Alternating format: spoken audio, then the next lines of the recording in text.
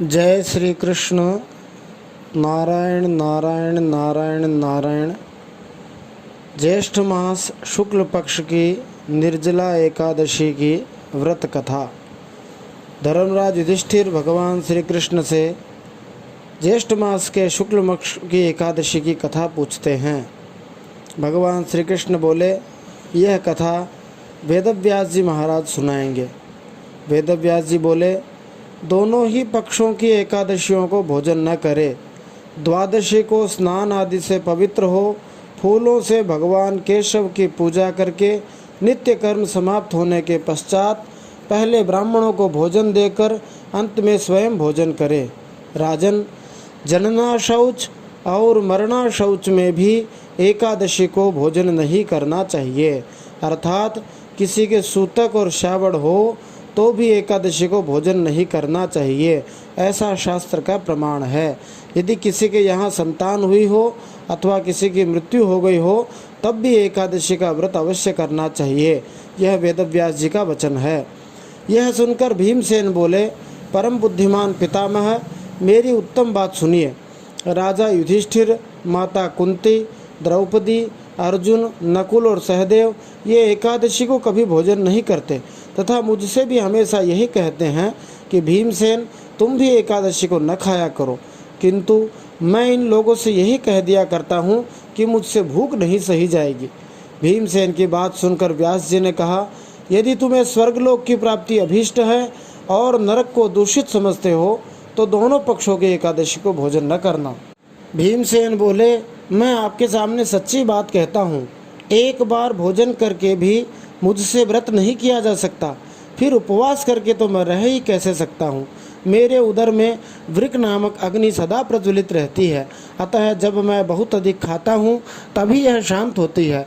इसलिए महामुने, मैं वर्ष भर में केवल एक ही उपवास कर सकता हूँ जिससे स्वर्ग की प्राप्ति सुलभ हो तथा जिसके करने से कल्याण का भागी हो सकूँ। ऐसा कोई एक व्रत निश्चय करके बतलाइए, मैं उसका यथोचित रूप से पालन करूँगा। वेदव्यास जी ने कहा, भीमसेन, ज्येष्ठ मास में सूर्य वृष राशि पर हो या मिथुन राशि पर शुक्ल पक्ष में जो एकादशी हो उसका यत्नपूर्वक निर्जल व्रत करो। केवल कुल्ला या आचमन करने के लिए मुख में जल डाल सकते हो, उसको छोड़कर और किसी प्रकार का जल विद्वान पुरुष मुख में न डाले, अन्यथा व्रत भंग हो जाता है। एकादशी को सूर्योदय से लेकर दूसरे दिन के सूर्योदय तक मनुष्य जल का त्याग करे तो यह व्रत पूर्ण होता है। तदनंतर द्वादशी को निर्मल प्रभात काल में स्नान करके ब्राह्मणों को विधिपूर्वक जल और सुवर्ण का दान करे। इस प्रकार जब कार्य पूरा करके जितेंद्रिय पुरुष ब्राह्मणों के साथ भोजन करे, वर्ष भर में जितनी एकादशियां होती हैं उन सब का फल निर्जला एकादशी के सेवन से मनुष्य प्राप्त कर लेता है, इसमें तनिक भी संदेह नहीं है।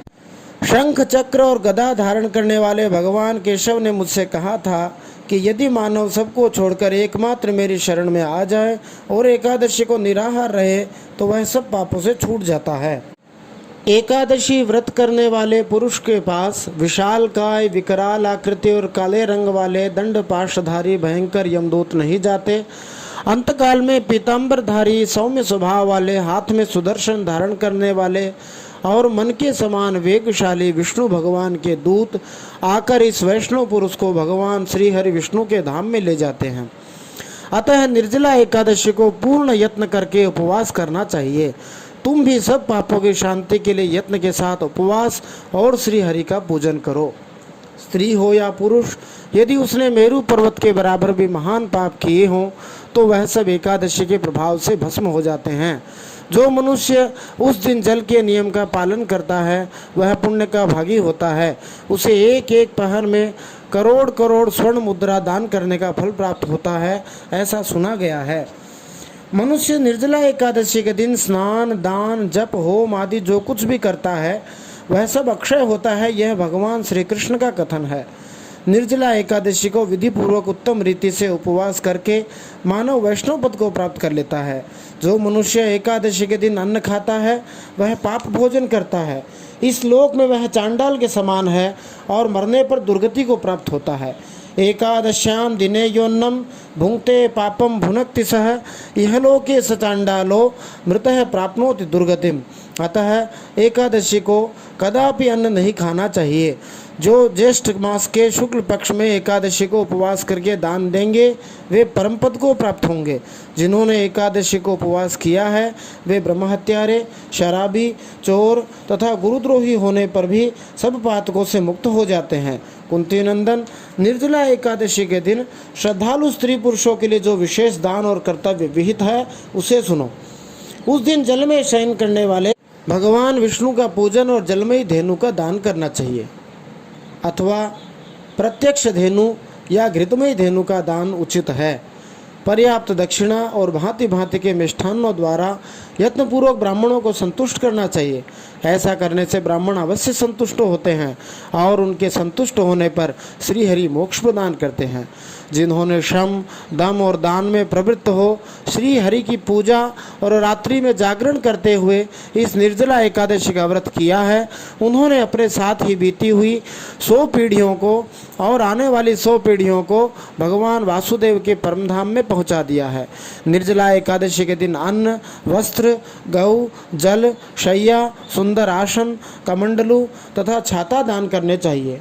अन्नम वस्त्रम तथा गावो जलम शय्यासनम शुभम कमंडलुस तथा छत्रम दातव्यम निर्जला दिने।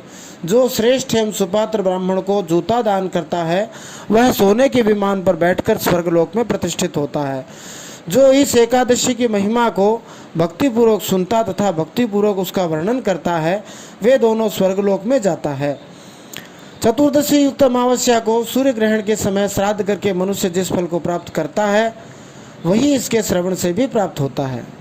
पहले दंत धावन करके यह नियम लेना चाहिए कि मैं भगवान केशव की प्रसन्नता के लिए एकादशी को निराहार रहकर आचमन के सिवा दूसरे जल का भी त्याग करूंगा। द्वादशी को देवदेवेश्वर भगवान विष्णु का पूजन करना चाहिए। गंध, धूप, पुष्प और सुंदर वस्त्र से विधिपूर्वक पूजन करके जल का घड़ा संकल्प करके निम्नांकित मंत्र का उच्चारण करें। देव देव ऋषिकेश संसारार्णवतारक उदकुंभ प्रदानेन नयमाम परमाम गतिम। संसार सागर से तारने वाले देवदेव ऋषिकेश, इस जल के घड़े का दान करने से आप मुझे परम गति की प्राप्ति कराइए। भीमसेन, ज्येष्ठ मास में शुक्ल पक्ष की जो शुभ एकादशी होती है उसका निर्जल व्रत करना चाहिए तथा उस दिन श्रेष्ठ ब्राह्मणों को शक्कर के साथ जल के घड़े दान करने चाहिए। ऐसा करने से मनुष्य भगवान विष्णु के समीप पहुंचकर आनंद का अनुभव करता है। तत्पश्चात द्वादशी को ब्राह्मण भोजन कराने के बाद स्वयं भोजन करे।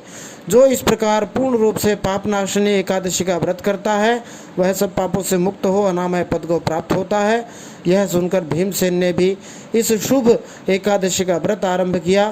तब से यह लोक में पांडव द्वादशी के नाम से, भीमसेनी एकादशी के नाम से, निर्जला एकादशी के नाम से विख्यात हुई। आज के दिन जो अन्न खाता है वह मानो पाप को ही खाता है।